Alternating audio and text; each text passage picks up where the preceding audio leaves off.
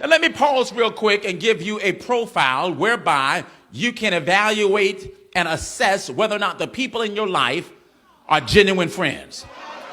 Because we're so quick to call everybody a friend. I'm going to give you a 3-point checklist to help you to identify whether or not that person is really a friend. Can I give it to you real quick? Because a true friend, here it is, number one, here's the first point. A true friend, here it is, will enter into your experience. A true friend, a true friend, a true friend. Look at verse 16 again. It says, and Jonathan arose and went unto David in the woods.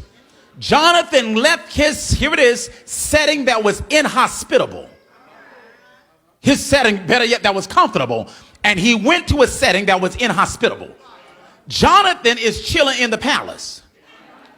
But he's willing to leave his context of comfort to go stand with his friend who's in the woods.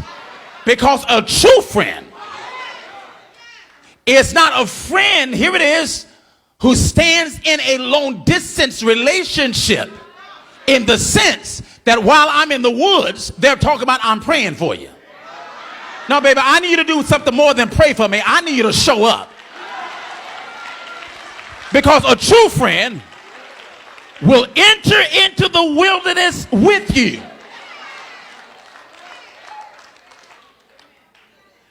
I used to have a deacon at the church at Elizabeth, and he meant well. And he would oftentimes make this statement. He said, but Pastor, I'm with you as long as you're right. But Pastor, as long as you're right, I'm with you. I said, now, Deke, I mean no harm. But quite candidly, I really don't need you when I'm right. I mean, when I'm right, I'm good all by myself. I wonder, can you stand with me when my stuff get a little shaky? I want to know, can you stand with me? Here it is, when things get a little rocky. I'm not asking you to condone anything that I do, but don't condemn it. Can you show up? Because you got a policy that Jesus does not even have. Even while we were yet sinners, he showed up. Anybody here can testify? He doesn't walk away from us when we are going through our difficulties. True friend will enter into your experience if by chance, you have a friend in your life that when they're going through, they expect you to stop everything you're doing, drop everything you have, and show up. But then when you're going through, you can't find them. If by chance you have anyone like that in your life, I'm not recommending that you cut them, but I would highly suggest that you put a check mark by their name. Don't cut them just yet, but put a check mark, Because a true friend, I'm talking about a true friend now, will enter into your experience. Here's the second principle. Here it is, a true friend. Number two, here it is. When they show up, they will encourage you to endure. They would encourage you to endure. That's right there in verse number 16. And Jonathan, when he arose and went to David in the wilderness, the text says, and he encouraged him. He strengthened his hands in God. Because here's the problem. Some people can show up, but when they show up, they bring their own disposition. By chance, have you ever had that experience in your life? You know, a friend will show up and you felt worse with their presence. I mean, for real. I mean, it's like, go home, go somewhere. Because you're being with me right now, you ain't helping me. Because when they show up, they're complaining. When they show up, they're pouring more grief off on you. See, you got to be careful, because some folks are like Job's friends. Remember Job's friends? They did show up. But when they showed up, all they could do was try to find what's wrong with Job. I don't need you to do a critical analysis of my life to tell me what's wrong with my life. All I need you to do is show up.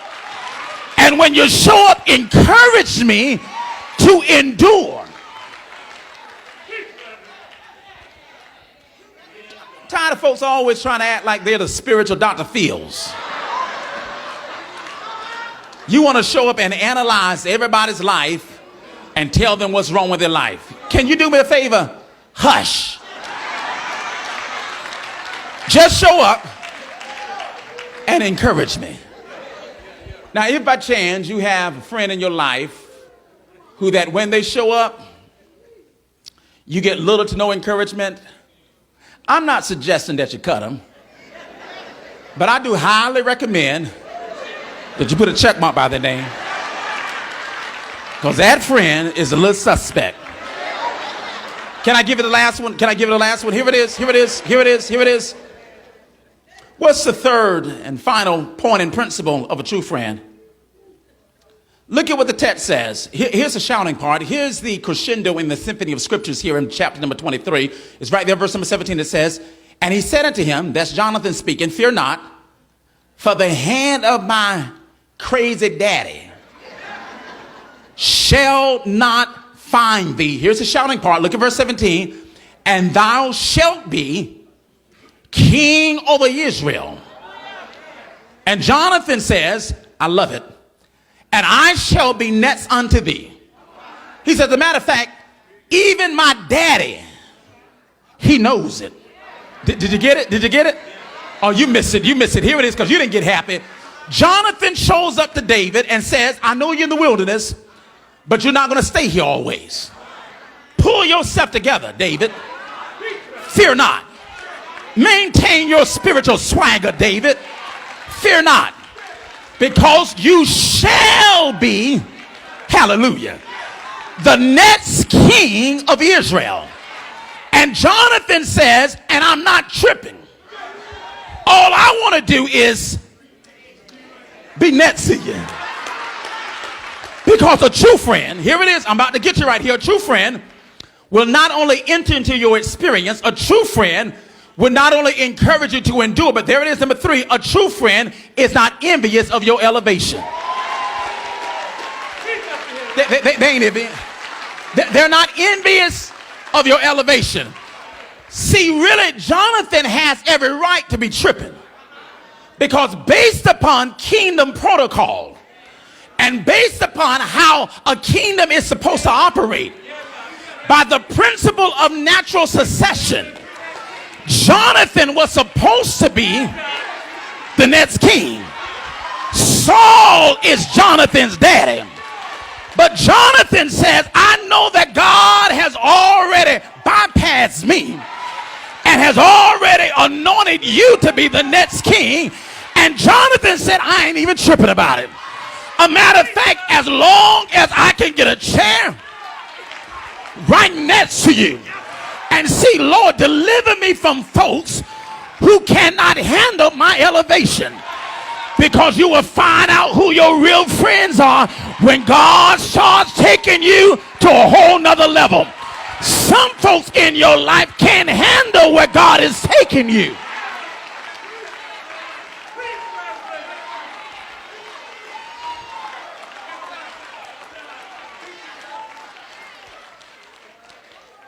If by chance you got a friend in your life who every time when you get a promotion, when you get a new car, when you get a new handbag, they start tripping, I highly recommend cut them, just cut them, just let them, cut them, just let them go. They can't handle what God is doing in your life. You won't show up. When you show up, I don't feel any better. And then every time God bless me, you tripping. You need to go somewhere. Let me help you with that. Because people will call you cocky and arrogant. People will call you cocky and arrogant. I'm not cocky. I'm not arrogant. I just believe that everybody does not deserve to have a front row seat in my life.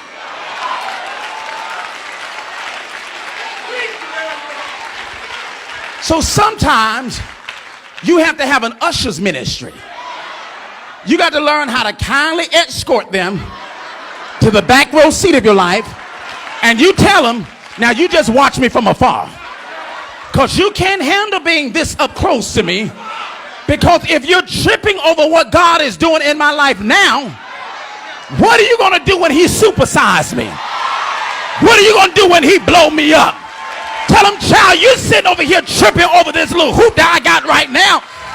God is about to do something even greater than that.